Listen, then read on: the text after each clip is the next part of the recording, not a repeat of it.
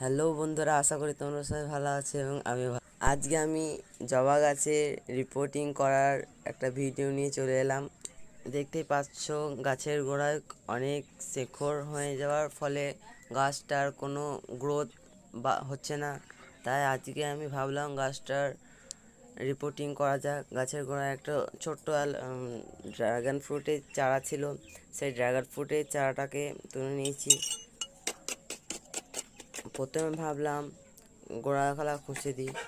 গোড়াগালা খসার সময় দেখছি প্রচণ্ড শেকড় হয়েছে। তাই দেখতেই পাচ্ছ কত শেকড় হয়েছে গাছের গোড়ায়।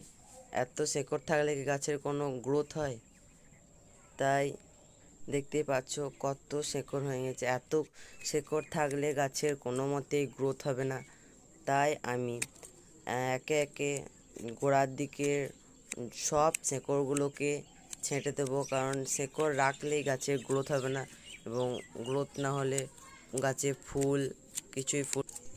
গাছের গোড়ায় শেকড়গুলোকে সব কেটে ফেলিয়ে দেবো, কারণ শেকড় থাকলে গাছের ফুল খুব একটা হবে না। দেখতে পাচ্ছি এত পরিমাণ শেকড় থাকলে গাছের গ্রোথ। এরপর আমি গাছটা সমেত টবের মধ্যে রেখে দেবো। এরপর সার মাটি মিশ্রিত আজ করা আছে, সেই মাটিটা আমি টবের মধ্যে দিয়ে দেবো। সার মিশ্রিত মাটিগুলোকে আমি একে একে গোটা টবটাকে পূরণ করে দেবো।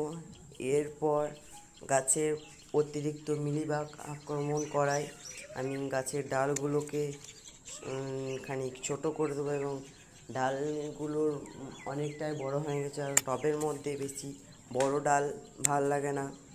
তাই আমি গাছের ডালগুলোকেও একটু ছেঁটে দেবো। সব ছাঁটা হয়ে গেলে গাছের গোড়ায় জল দিয়ে দেবো। এরকম ভিডিও দেখতে গেলে লাইক অ্যান্ড সাবস্ক্রাইব করে রাখবে। বাই।